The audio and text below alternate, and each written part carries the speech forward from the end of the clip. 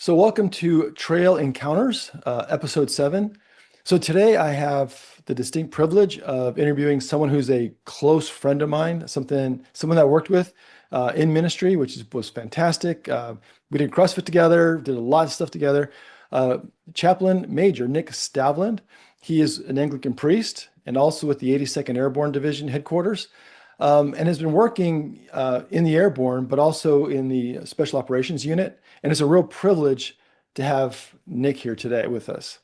Hey, thanks, Frank. Good to be with you, my friend. Yeah, absolutely. So really, we met, which was kind of cool, at Fuller Theological Seminary. I was teaching a class in Hebrew, and Nick was a student, and that's kind of how we met. I don't know if you remember that. That was Hmm. an interesting time.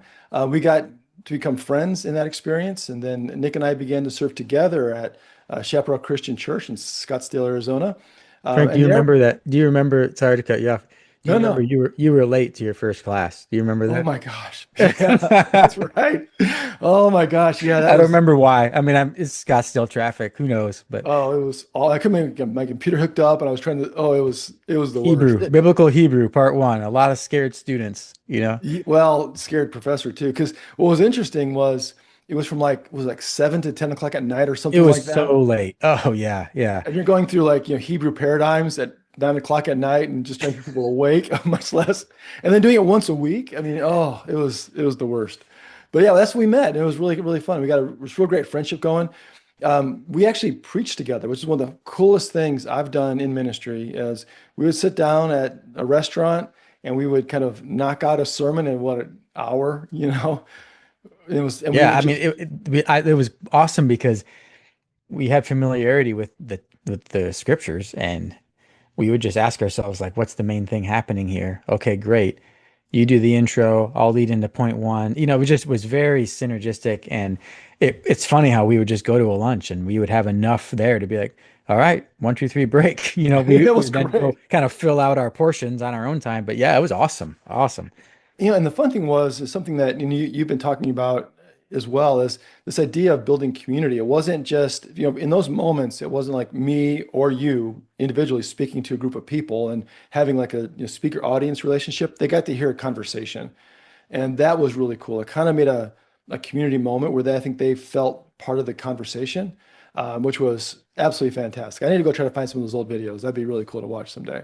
Yeah, they were fun. And I mean, collaboration just makes it easier anyways. And and the trust too. Like, I mean, you were the senior minister there, but I always felt fully empowered and trusted by you. And the trust was there. So we just ran with it, I guess. Yeah, it was a lot of fun. And something else that Nick did that you guys might not know, he started a CrossFit gym at the church. So we had a room there, and Nick had this crazy idea of wanting to start a CrossFit gym before CrossFit was anything. It was like 2010, right? And well, why did you do that? Like, what was your impetus for starting that?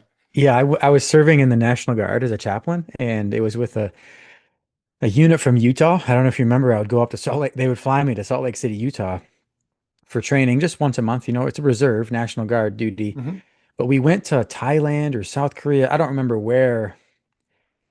And I was serving with Green Berets, and they brought what we call a gym in a box, which is basically a Connex full of gym equipment. Before that was even a thing. Now that's very common, but once upon a time it was not common. And we did a workout, and it like just crushed my soul. I mean, I'd always been healthy and fit, I thought, and it was just I thought if I want to be ready for anything, I need to probably try this CrossFit thing because it was I had never, thrown up in a workout, and I didn't throw up that day, but I came close. And that told me like, okay, I guess I need to step it up a notch. Well, it was cool, and it grew. I think we had over 100 members at its peak, something like Yeah. that. Yeah. And it grew just organically in the community, and it really was a community gym, and it was a lot of fun. And I know we wrote some articles together for some publications about it, and it was a really cool experience. And CrossFit Chaparral is still around to this day, despite us both not being there anymore. So it had a life of its own, which is really cool.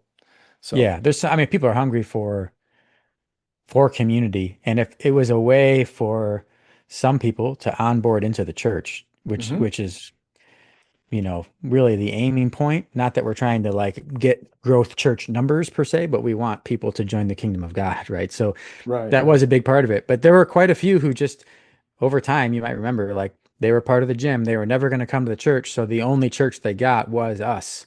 Hmm. The cliche, the only scripture they got was us. And they get to know you just meeting 1 hour a week, 1 hour a day for 5 days a week. And yeah, it Yeah. turns into ministry. Well, and sometimes we saw those folks more than we saw people in the church, right? We see them once a week. We see these people like every day, and they Yeah. want to pray sometimes. They want to ask questions, and that was really cool. Yeah. Yeah, I agree. I mean, in a way, like it was chaplaincy before I became an army full-time army chaplain. I mean, because chaplaincy is much about just being with people, like um and you're not always like, like in military operations or planning, especially like the US military is just an excellent planning machine. They plan really well. Like, what's a Hmm. chaplain do in that? Well, we have some things we plan as we think about where chaplains might go, but by and large, we're just present. We're serving those who are serving in some ways. And so that CrossFit Chaparral became a place where I started to really see like presence as a form of ministry, if it's done in a Christian manner, which that's kind of a different discussion because you can be present and nice.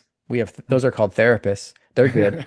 But what Yeah, does it mean yeah. to be present and a minister? Those were the questions I was trying to kind of work out in my head at CrossFit Chaparral. Well, that's a great segue into kind of what I want to talk about today. A lot of folks don't get to meet or interact with a chaplain in the Army, and you're serving the soldiers of the 82nd Airborne. So, what does that look like as being a chaplain? Like, what do you do on a daily basis? How do you do ministry in that context? Yeah. Okay. So you come in as an officer. So chaplains are officers. There's two kind of rank tracks. There's enlisted folks, Hmm. think like sergeants, and then there are officers. So think like lieutenants and captains and colonels and stuff. Well, chaplains come in as officers, but we're there as clergy. When George Washington was like, "I need clergy," and we'll bring them and we'll pay him in the rank of captain, is what he said. So that's kind of where chaplains in the army start is Really, all the way back to as George Washington. captains. Wow. George Washington, he's like, we'll pay him in the rank of O3, which is captains, commensurate what they'd get paid back, I guess, in the civilian church market, I guess. Okay. Um, yeah, where it makes sense, I think, in most people's mind is a chaplain in war. That makes sense, right? Like if you're in Mhm. Vietnam or World War II, or even deployed in Afghanistan, Iraq, or Syria, or Yemen, all those places where we've been over the last 20 plus years, it makes sense there. That makes sense in most kind of non-military folk in their mind because there's no churches. Like that makes sense. Like they need Hmm. chaplains to protect their Right, free right. exercise of religion.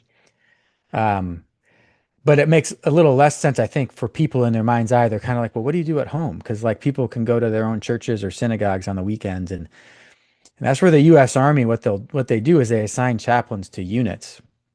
And so whatever the unit's doing, which is usually some sort of training cycle Hmm. where they're in the field for a while, they maybe go travel somewhere to do some training with another country like, England or Norway or Australia or whatever.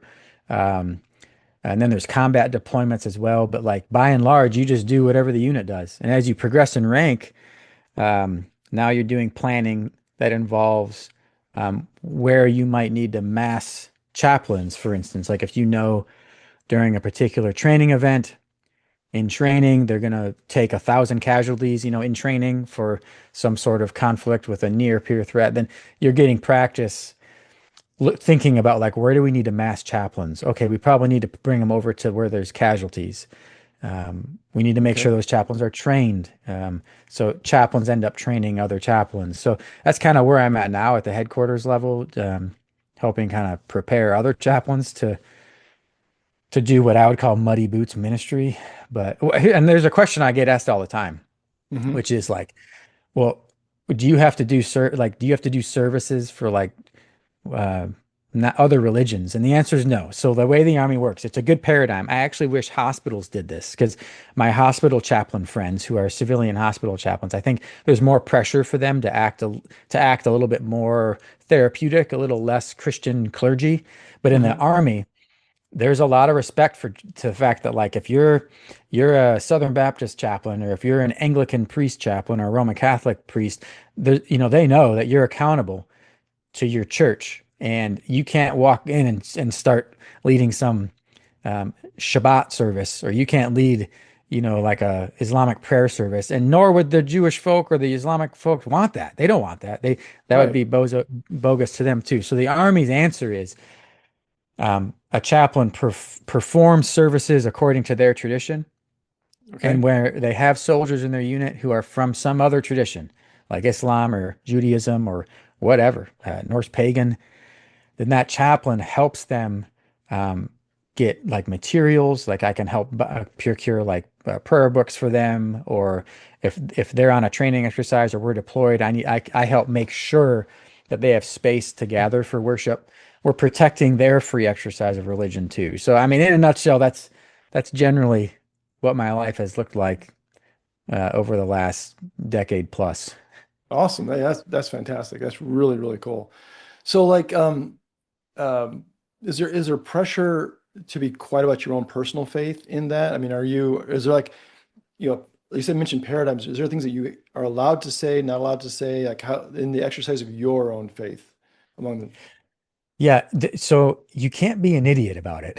Like, you know what I mean? Like, because there are some, like when we get chaplains or we get pastors coming to U.S. Army chaplain school, them? like they do need to learn, like, okay, you can pray in Jesus' name if that at a ceremony, where there are ceremonies where soldiers are required to attend, like when a change of command, when like one commander hands over command to another commander. That's a formal ceremony. There's always a chaplain who prays. Like you can pray in your tradition, 100%. You can, dear Jesus, da, da, da, da, da, in Jesus' name I pray, amen.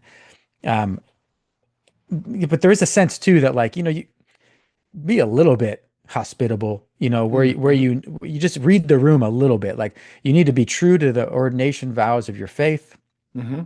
but you also work in a pluralistic environment. So, um, I've never had pressure. I've never been pressured to like be less Christian. In fact, most of the time, honestly, our chaplains do a really good job of just um, trying to, like Paul says, like be all things to all people.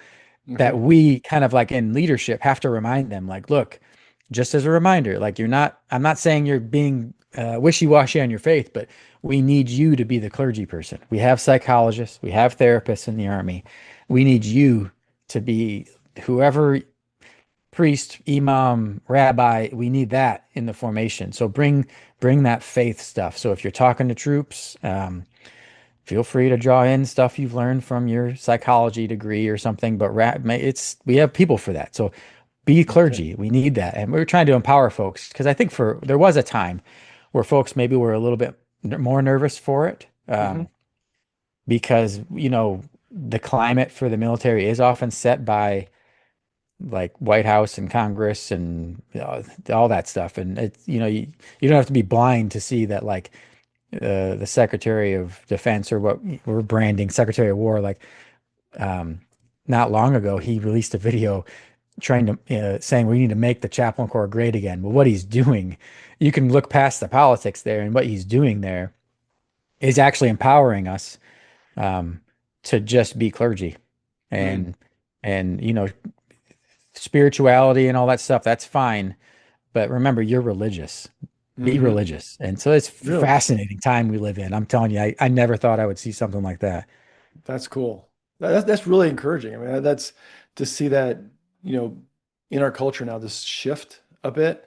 That I think we're kind of feeling that. And I think too, in my world, I'm seeing more people asking questions of the faith. They're looking for those kind of answers and they're not looking for the how do I feel better about this or how do I feel better about that or how can I have a better, you know, relationship with my wife. That's all important stuff, but they're actually like asking kind of spiritual religious questions. They want to know on that side of things. Like just don't give me a fluffy warm feel for the day. Like tell me something about truth. And I think that's a really good spot to be in. I really, really do. Yeah, I think in churches, in my chapel services and churches services, I agree with you. I think you're right. I think when I'm thinking, I think you're spot on, Frank. Like they're kind of like, I'm at church. I'm here. I've come to your service. Like, I don't need more tips on how to be like mentally and emotionally fit. Mhm. I need what is truth? Who is it? What is this about? Yeah, Is there a yeah. claim on my life and in the world? Yeah, you're right, Frank. And Yes. I think something we've talked about on the Inspired Human podcast, which we'll get to later. We have talked a little bit about this idea of people seeking the truth or a truth, or what is truth, and the idea of overly pluralistic kind of. There's a phrase you use. I'm trying to remember it now. Where you're kind of the center of your own universe. You do you. That kind of thing. Which you had a whole podcast Yes. series on that, which was awesome. People are knowing that, what, that doesn't lead me anywhere. Like the world's bigger than that, more complex than that. And so they are, in fact, searching. I think of Jesus saying, there's sheep without a shepherd. They're looking for some leadership. And I like to see that now as part of our culture too, that they're looking for something real, I guess. Yeah, yeah. And there's a book that I cited during that series called The Fatigue of Being Yourself. That's I don't remember the English title. I don't read French, but that was the French title. But Mhm. the English title was something like that. But the fatigue, just it's exhaust. This is idea of finding yourself, following yourself, listening to your inner voice and your heart. It Mhm. seems like it makes sense, but it just keeps bringing you back in this circle, and it's exhausting. It leads to Yeah, anxiety, and it just leads us to where we are now: depression, anxiety, all these things. absolutely. Yeah. Well, one thing also, I'll talk about too, and then because it's interesting to me. So we're served together in a Christian church, which, for all intents and purposes is non-denominational. We can get into what the Christian Church Disciples of Christ and how it started, but for this conversation, think non-denominational. But now you're serving as an Anglican priest. So how did that happen? Yeah, I sometimes, and I think when we talked recently, I jokingly blamed you, but it was tongue in cheek. I was like, "That's probably your fault, Frank." Chaparral awakened in me, um, really, and you did your leadership there too. Like, it awakened in me some of the things that the quote unquote traditional churches did, which was like we followed the lectionary, we talked about Lent. We didn't always follow the lectionary, but we did from time to time, You did. which is like revolutionary. You know what I mean? In some circles. And like we talked about Christian seasons, like Lent. Um, Mhm. there were times when we said the Lord's Prayer. I know this is some people are listening to me going like, huh? Some people are listening going like, what's the big deal? But others are, like big box, kind of almost non-denominational churches. Not that Chaparral was a big box. It was a wonderful, beautiful place. But that's the point. It was like this in-between place where, in that tradition, the Christian churches, communion was done every week. It was lay leader led. That's the difference. But it was just like, oh, it was a big deal. Communion. There was a liturgy. There was a flow. We had prayers, a longer prayer time, which, prayer book services. And really, you see this in the DDK, which was really was like right after the apostles' time period, where Mhm. like there are prayers of the people. Like there's a time of extended prayer in these services. So I get on active duty as an army chaplain. I'm full time now. And the way it works is like I work Monday through Friday in a unit. I do what the unit does. We're jumping out of planes. We're spending nights in the field. The guys are shooting at the range while they're at the range. Maybe I'm catching up on administrative work, or I'm like honestly just going out there to check in on them and see how everyone's doing, building relationships or whatever. But on Sundays, we're supposed to plug into various chapels. So on an army base like Fort Bragg, where I work, there's like 8 chapels because it's a big base. It's a Mhm. large, biggest base really in the U.S. Um, so the way the army divides it is there's like the Roman Catholic chapel. Mhm. There's obviously like there's a if there is a rabbi chaplain, there'll be a service for the Jewish folk, and then it's just kind of like everybody else. So you're like at a chapel and you might have like somebody who's like a Southern Baptist pastor, chaplain guy. You got somebody from like some other more Pentecostal tradition. You got some Presbyterians in the room. So it's this conglomeration and it becomes, well, but what is it? If you can't become the services of each of those individual people, what does it become? It becomes this like, kind of general Protestant. That's the Yeah. term the army uses. A general Protestant service. What is that? I don't know. But it was in that experience where if I didn't have that, would I become an Anglican priest? I don't know. I certainly was already thinking more sacramentally, meaning like I was Okay. already thinking more deeply about like baptism and communion and Eucharist. I was already thinking that way because of our really our own me and your conversations over the years and school, but it just forced me to realize what I was not.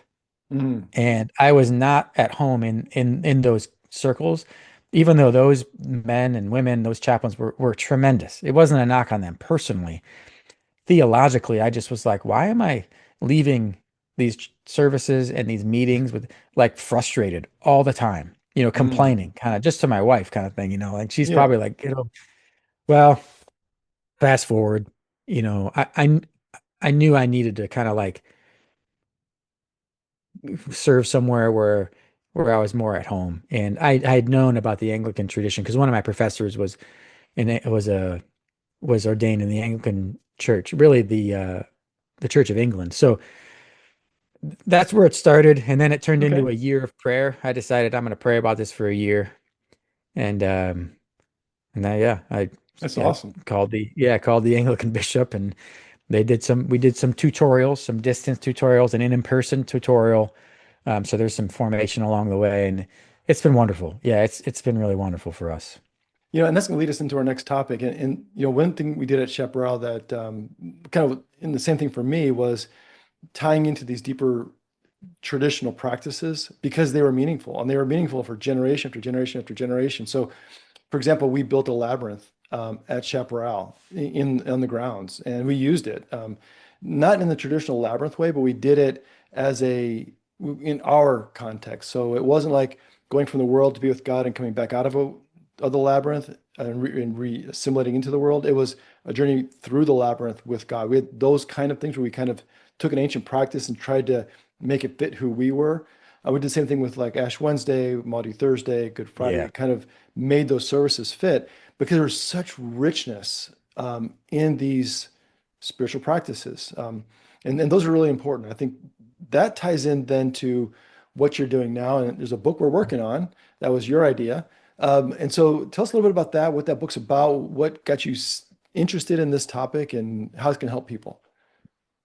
Yeah. So thanks, Frank. Well, thanks for inviting me to honestly to write for Purpose Press. That's a big deal to me, and so thanks to you. But yeah, conversations we've had over the years, but even sermon series that we've talked about. This was now over 10 years ago when we were serving together. But just also in ministry, I feel like we have more to say no to as Christians than we ever have before. Hmm. More to say no to. Yep. There are more things presented to us on a daily basis or in a cultural way that are okay. They're not culturally taboo, but it's either it's sinful behavior or even in the more mild way, it's behavior that deforms our humanity. So it doesn't form us into Christ likeness. So I just feel like we have more to say no to than ever. And so the Christian word for that, the Christian antidote for that is this word called asceticism. Hmm. Asceticism, which is like an athletic training program. So you think about an athlete who trains when they feel like it, and they also train when they don't feel like it. So um, we're tentatively thinking about this as a practice of holy subtraction. Math in the kingdom of God doesn't work the same way. So like in our age, they people think if you add things to your life, add money, add more square footage, add more friends, more cars, more or upgrade, big size it. They think adding will lead to fullness. But in the kingdom of God, math doesn't work that way. It's through subtraction. And there's a medieval theologian, a mystical writer named Meister Eckhart, who Hmm. says the soul grows through subtraction, not through addition.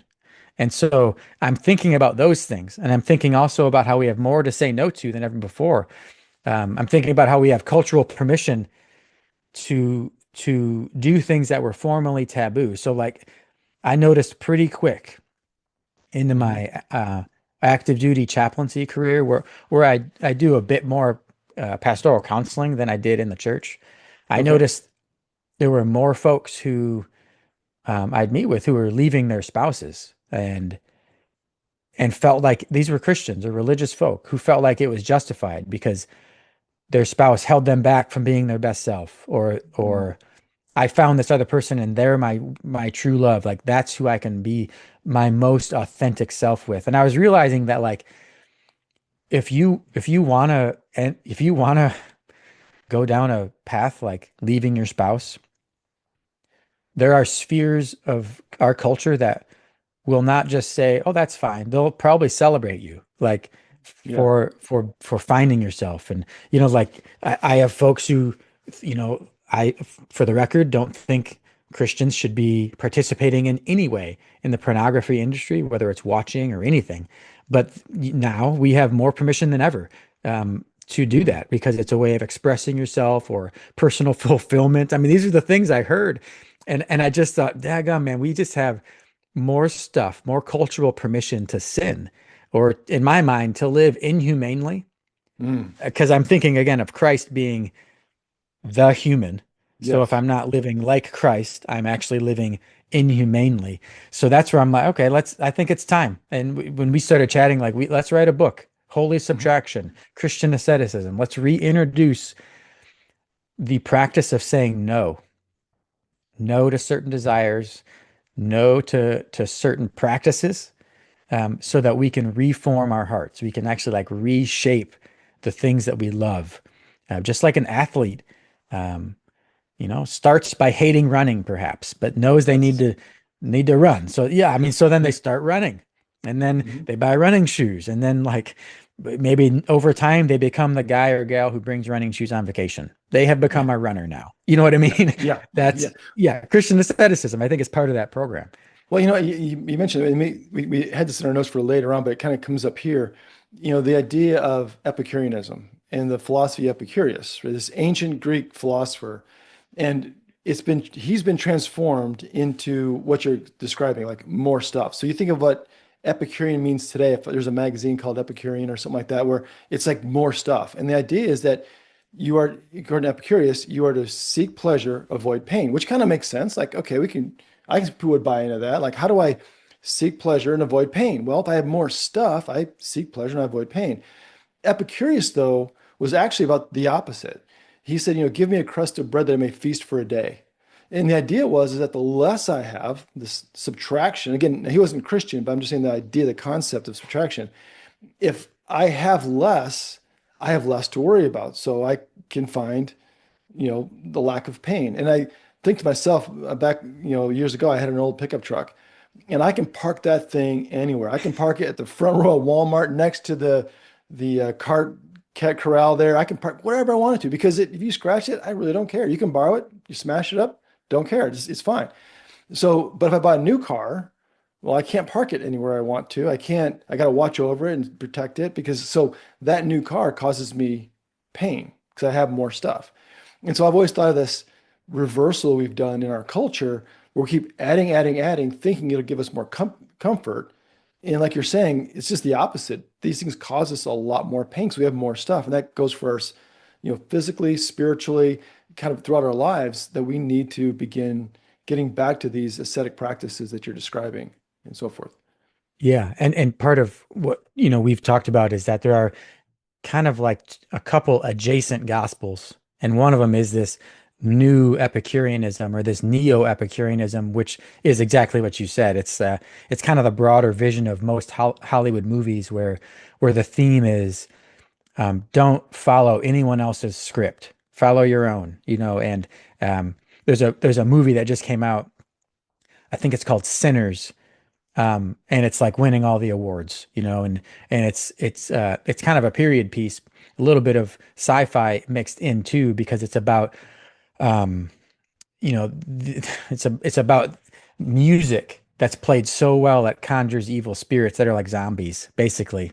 Okay. But at the end, you have it's kind of a spoiler alert, but so I'll try to keep it vague. But like at the end, there is this moment where the one boy who made it out with his guitar, who played it so well, it kind of broke the spiritual realm, and evil broke in. He went back to his daddy, who was a preacher, Hmm. and his dad was telling him lay down the guitar and come back to the gospel. But it ended with him in a convertible, Oh, riding okay. with the guitar, free, following himself, his only script, like this is it's the theme of almost every Hollywood movie, and it Yeah, just yeah. it's like this weird new Epicureanism, to your point. So like what aesthetic practices kind of are you referring to? Are you talking like in a practical way, what does that look like for us today in these aesthetic practices? Yeah, well, we don't really need to make them up too much. So, Okay. the goal is to reform our desire, and it's to retrain our gaze. So, desire and gaze. I think the some of the early church fathers wrote about discipleship as a continual process where you Hmm. move from the desert, where you kind of see your need. You see, like, oh man, this isn't going well.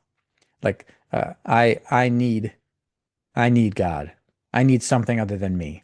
You've reached the end of yourself, the desert, to the mountain where think about Moses on the mountain receiving the Ten Commandments. This is where like we learn and we're being discipled. Um, and then it ends in the cloud, which when Moses entered the cloud, the darkness of the cloud is where God was. And so like discipleship is this kind of never-ending loop Okay. where we're walking from desert to mountain to cloud. And thinking about that, that idea, asceticism is the place where we sometimes intentionally call ourselves back to the desert, where we say, like, I am walking up the wrong mountain here. Like Hmm. I need to reform my gaze. And so simply put, it's fasting. It's it's prayer in solitude. Hmm. Um, it's it's serving others or giving generously, but in secret, perhaps.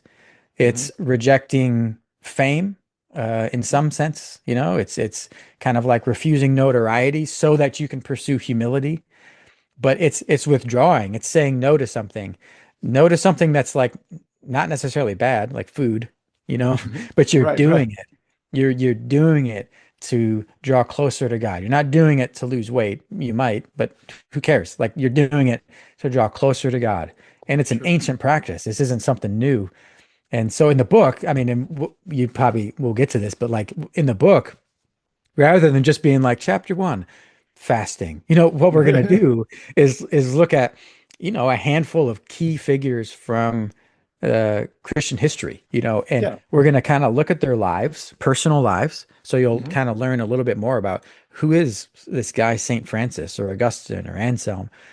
We're going to look at their personal lives and their lived lives, and we're going to pull out a thing or two about how they basically said no to something major, like that the world was like, what? Why would you say no to that? Well, they did it to draw close to God. And it might have seemed extreme in some cases, but it's what they needed. They needed to die to themselves so that they could draw close to God. So, yeah.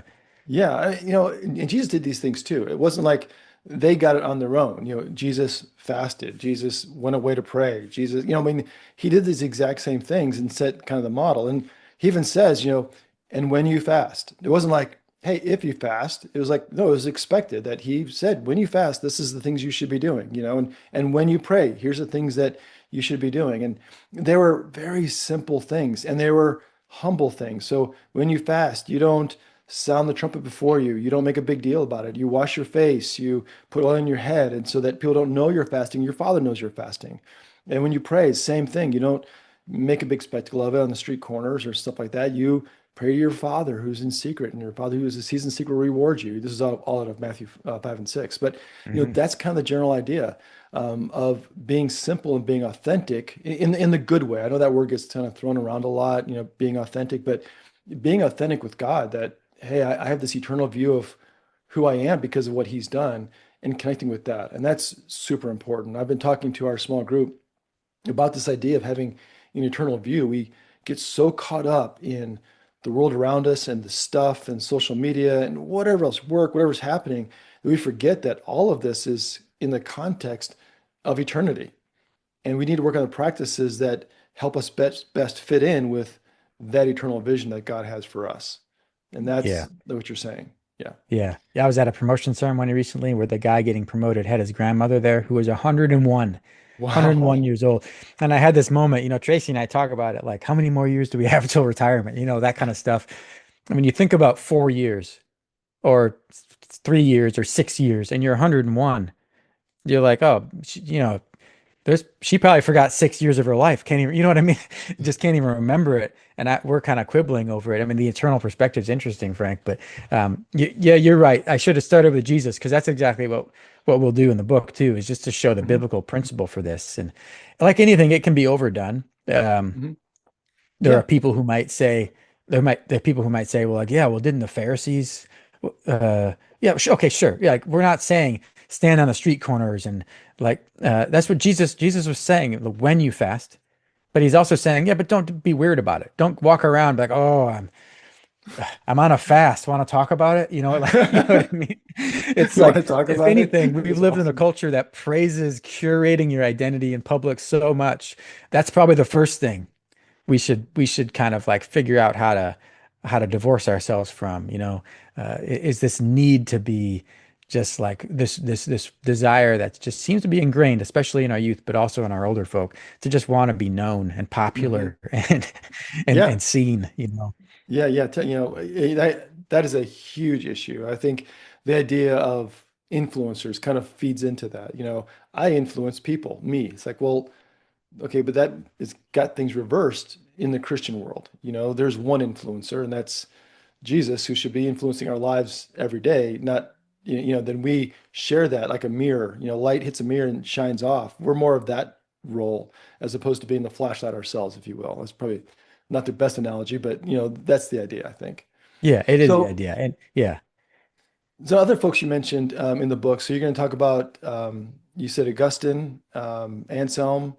I think Jerome's in there. I think I'm working on the Jerome chapter, as a matter of fact. And Hmm. Hmm. one thing about, like, for example, Jerome is that his work ethic and the why was so powerful. I mean, so a lot of the paintings and statuary of Jerome, if you go to Bethlehem, you'll see a statue of Jerome, and then under his foot's a skull, or on his desk and a painting is a skull. And we don't know if that was actually the case, that was or just an artistic expression, but his thing was, hey man, I've got work to do.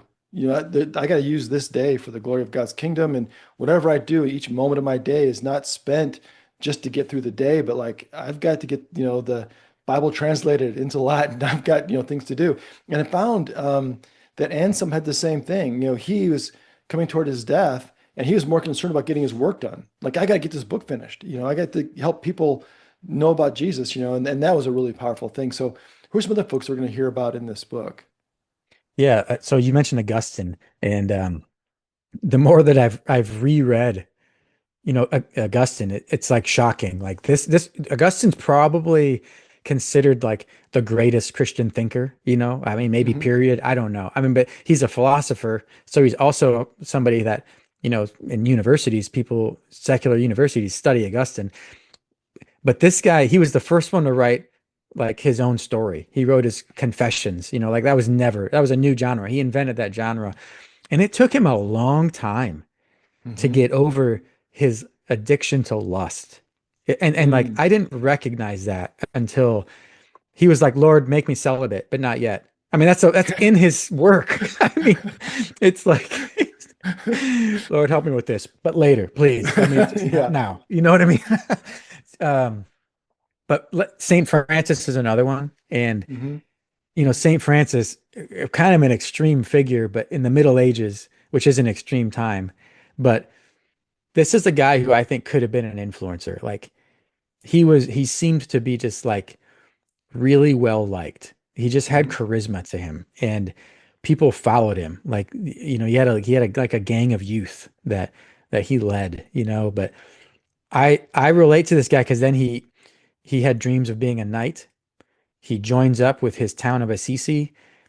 They do a preemptive attack against their neighboring town of Perugia, and they get demolished. And he probably sees like everyone die pretty much. But he had money in his family, so they took rich folk and noble folk prisoners. So he was a POW for a year. He saw a lot of suffering, and he just couldn't shake it. So that experience probably was like the impetus which later led to his conversion. But this is a guy who could have been popular.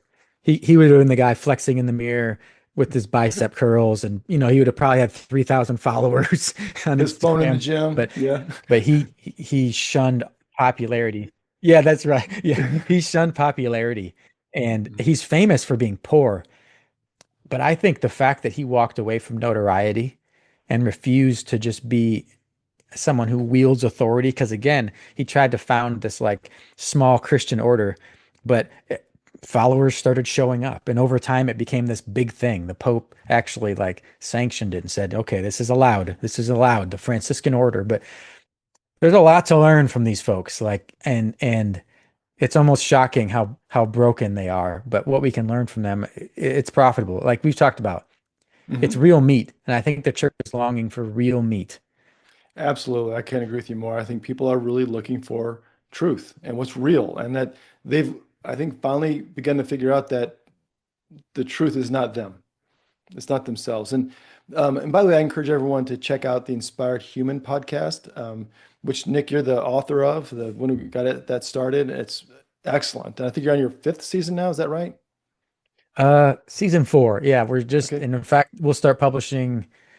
They're set to start in March of this. Yeah, so March 4th will be the next. And so we've got about a dozen interviews.